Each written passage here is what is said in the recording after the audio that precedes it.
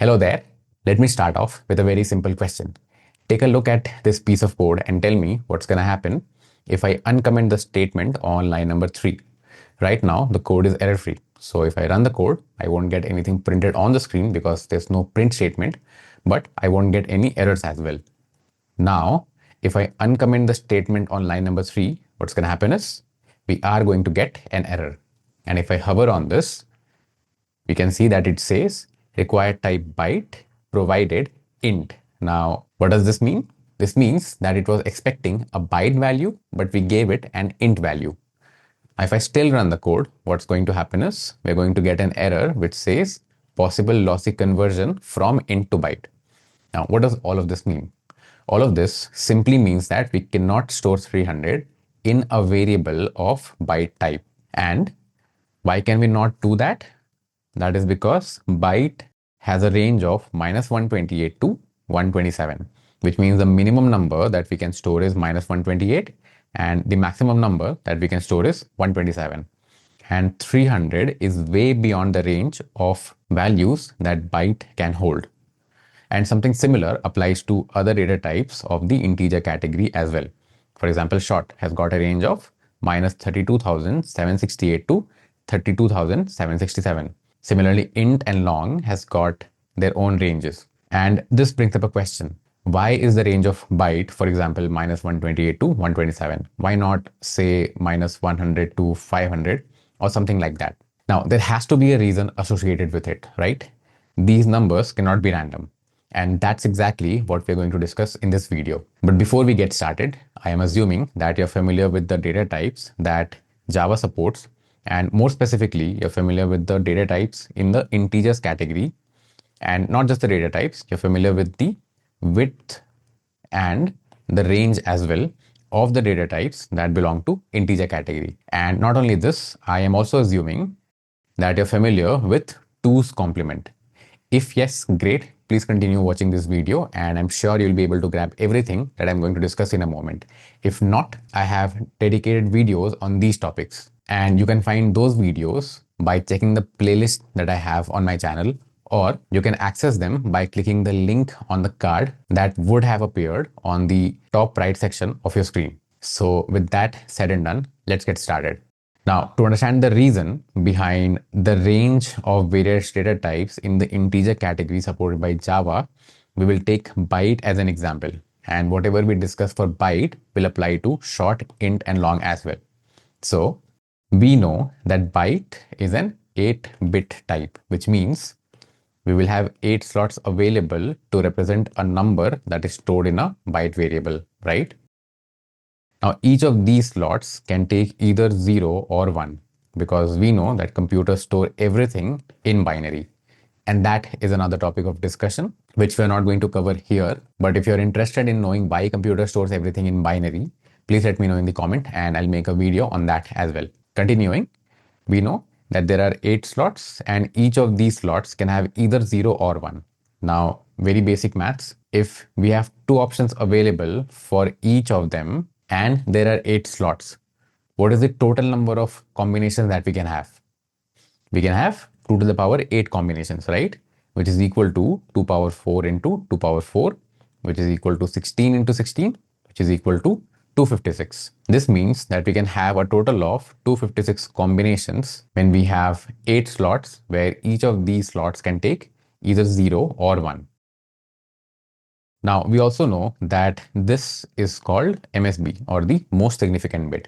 And since Java stores integers in 2's complement, this will be used to store the sign, that is, to indicate whether a number is positive or negative.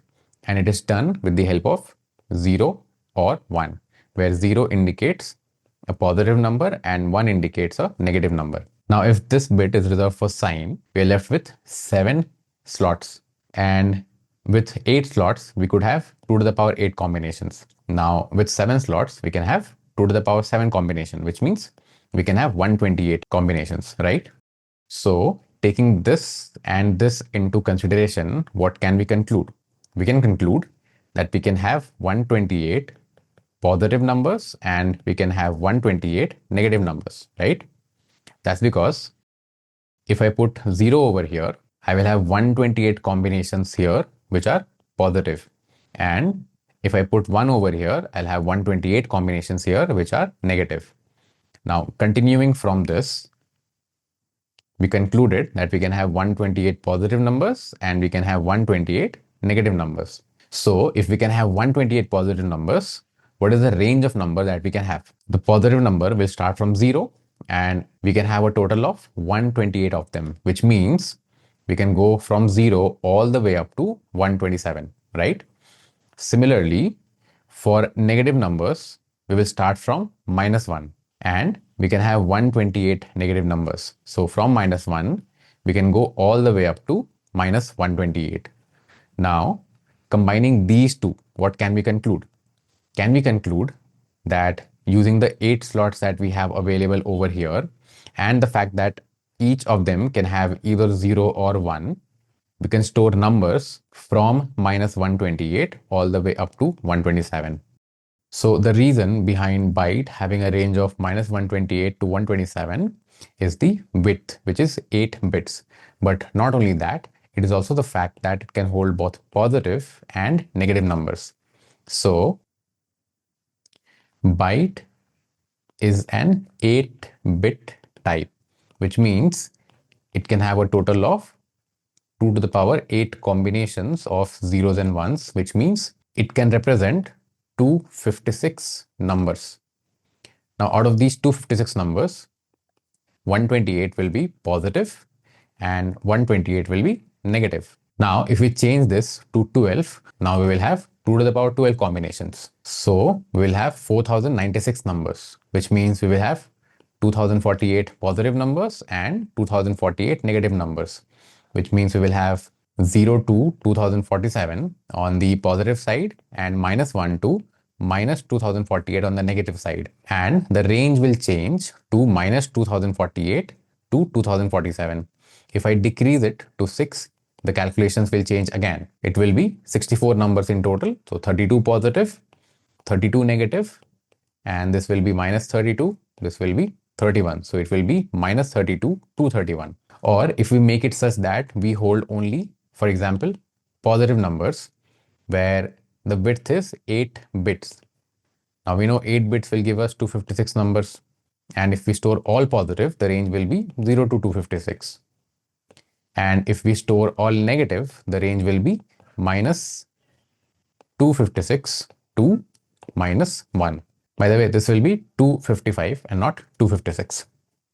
So you see how changing the width or the fact that it stores only positive or negative numbers changes the range. And this brings us to the end of the video. But before we wrap up, summarizing whatever we have discussed so far, we discussed that byte is an 8-bit type. And that means we have got 8 slots to use to represent a number that is stored in a byte variable.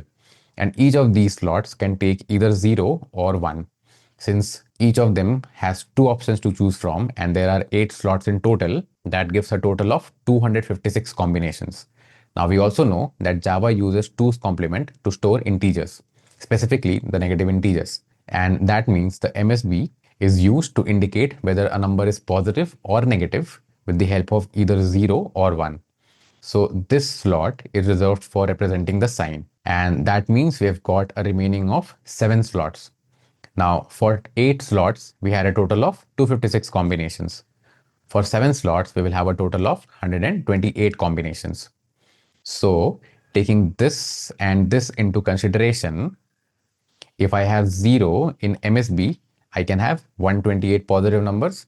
And if I have 1 in MSB, I can have 128 negative numbers. Now, if I can have 128 positive numbers, that means I can have numbers starting from 0 all the way up to 127. And if I can have 128 negative numbers, I can have numbers starting from -1 all the way up to -128. And combining these two, we know that the range of values that byte will support is -128 all the way up to 127. So that's all for this video. I hope I've been able to teach you something new and useful. If you have any suggestions, feedback or queries, feel free to put them in the comments. Thank you so much for watching and I'll see you in the next one.